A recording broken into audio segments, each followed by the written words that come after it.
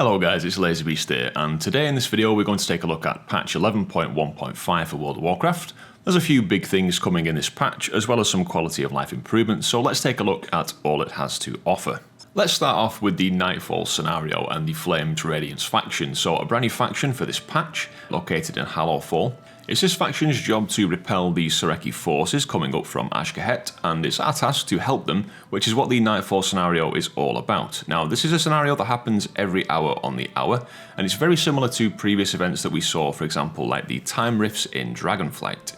The event takes place on the very far left of the Hallowfall zone, just next to Belladar, and you can see the icon there on the map that indicates when the next event is going to take place. Once the event begins, it's a simple case of following where the current objective is and doing whatever that involves. So it's the pretty usual stuff, killing mobs, sometimes killing the elite mobs, and just doing whatever tasks are needed, such as burning eggs or healing wounded survivors.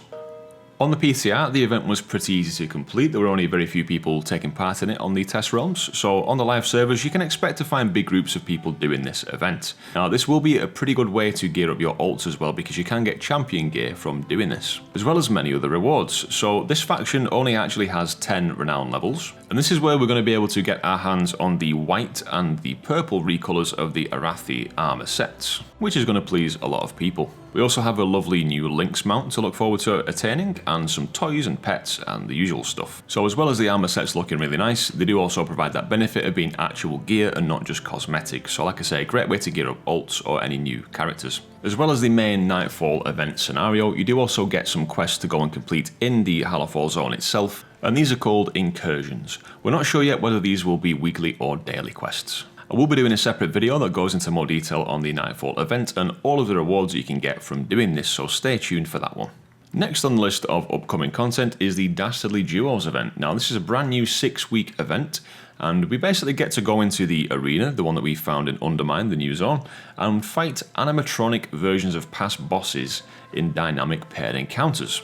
You will find hubs for this. There's one outside of Dornogal, and I believe one in Stormwind and Orgrimmar as well. You can speak to the goblin NPCs there to queue up for this event, and once the queue pops, you enter. You've got the choice of having some companions with you. You can queue as a group for this as well with other actual players, or if you go in solo, you can choose to have the NPCs that accompany you in the follower dungeons at your side if you wish to do so. It's a pretty chaotic event, so you simply go in and clear out all the trash, and then the bosses start to spawn. There's a few random mechanics going on as well. There's vehicles, for example, that you can get into if you get a key. Some of the rewards that you can get when you complete the event are these master keys, so there's various vehicles dotted around. Once they're no longer in use, you can actually use them yourself, and they're pretty OP, so quite a good way of chunking the boss's health down if you need an extra boost of damage. Would highly recommend. It's basically just a big smash fest, and you just want to kill as much as you can, as quick as you can, to increase your score. You can use these cheer bomb things that you can stand in the zone of, which will increase your score, usually by double. And one thing I did notice is there are feats of strength for this that are listed in the World Events tab on the achievements pane. So this suggests that this event will come around regularly, probably once a year, maybe more often, a bit like the Dragon Riding Race events. So yeah, pretty straightforward. Rewards wise, there's not too much going on here from the Dastardly Duos event. There is some gear that you can get from this. I believe again it was veteran or potentially champion gear from these things, but it's not going to be an intended source of really gearing up your characters.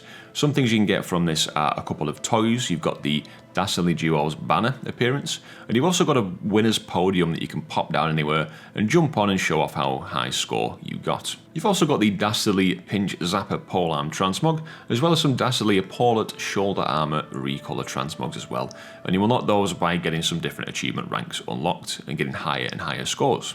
I believe as the weeks go by, there will be different bosses appearing in this event, so it should feel fresh again each week. Different bosses, different mechanics, so definitely something to jump into and give it a go. Now, number 3 on the list is the Horrific Visions returning. So, they are making a comeback. We did see these in the Battle for Azeroth, when Azoth was corrupting Stormwind and Orgrimmar. You can do these again in a group or solo, depending on what you want to achieve. And they're officially called Horrific Visions Revisited. Now, if you did these back in Battle for Azeroth, you'll be very familiar with the system. It's pretty much the exact same once you're actually in the Horrific Vision. They're easier to enter this time as well. There's a very short introduction questline in Dornogal, so super simple to get to. Soridormi will be there, and she will provide a portal to enter the Horrific Visions. I do believe it will change over each week as well. It'll be Orgrimmar one week, and then Stormwind the next week.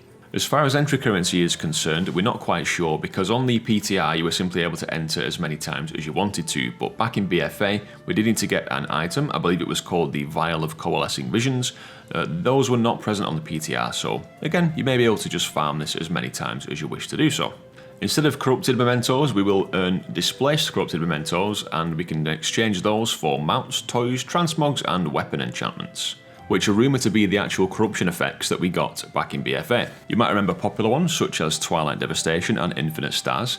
They are rumoured to be weapon enchants, but that of course causes a problem with Death Knights that will prefer to use the rune forging abilities, so they might be on a different slot. We'll just have to wait and see. You may also be thinking about the cloak. Of course, we got the cloak from Arathi that allowed us to actually enter these visions and not get our sanity drained pretty much instantly.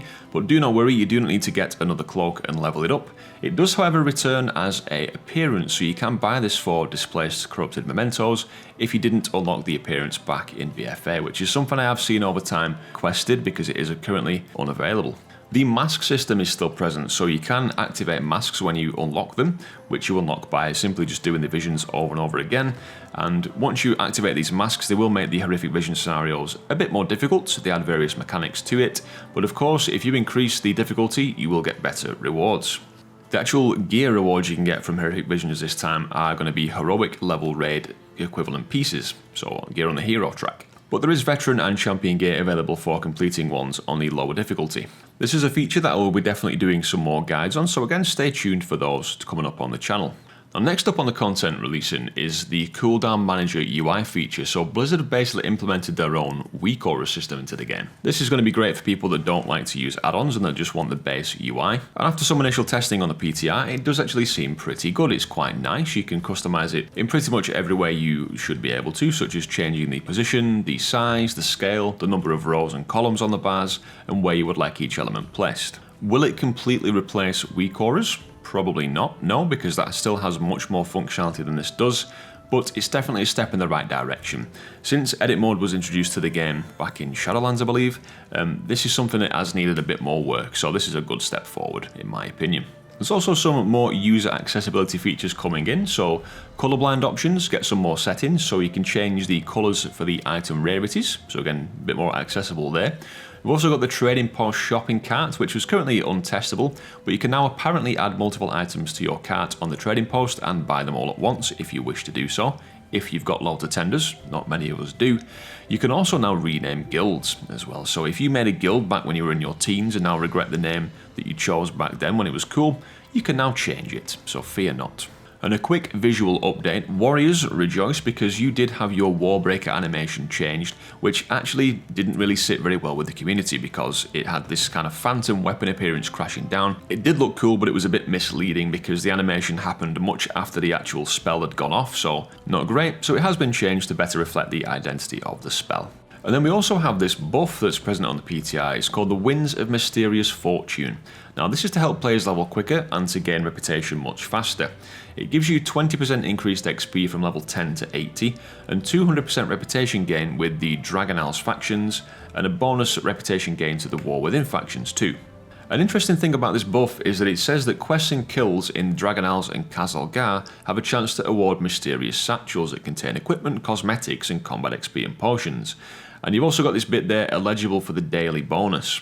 And what I think that means is that you've got a chance to get an epic satchel. Now, I did get this on one of my characters. It was a little bit buggy on the PTR, so I couldn't test this extensively, but one of my characters got the epic bag, which I believe was the daily bonus, and it contained a weapon appearance, a potion, and some bonus XP. So it's yet to be discovered if there are any, really cool appearances from this event, but it's definitely going to be a brilliant time to level, especially for people leveling for the first time or leveling ults from level 10 onwards in the Dragonals, because you've also got the improved XP and leveling buffs that are present now in the Dragonals as an entire zone. So this buff is listed as an event buff, so there are no details yet as to when this will run. I would speculate based off the name of the buff being the Winds of Mysterious Fortune, this might be around the launch of Mr. Pandaria Classic, because they have had similar naming conventions for buffs like this in the past. So as for when the patch will release, current speculation does estimate it will be around the 28th of April, with the Horrific Visions being released around the 20th of May. Time for a quick reminder. The Transmog of the Month competition for March is still underway. The current theme is Undermine Misfits, and we have had some very nice entries so far.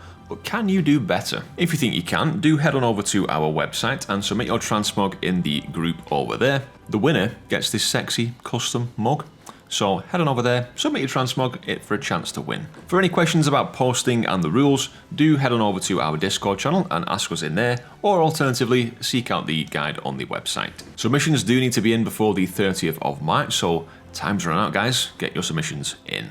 So that is all that wrapped up. Patch 11.1.5, despite being a bit of a mouthful, does seem to be a pretty nice patch overall, some pretty decent things coming in there. Personally, I'm quite looking forward to it. But are you? Let me know in the comments, what are you looking forward to from this patch? Do stay tuned for more content around this. As I said, I will be doing some specific guides and more information on each of the features mentioned. So if you did enjoy the video, please do leave it a like to support the channel, and consider subscribing for more guides and content about World of Warcraft from me, LazarBeast. Thanks so much for watching, guys. I've been LazarBeast, and I'll catch you next time. Cheers.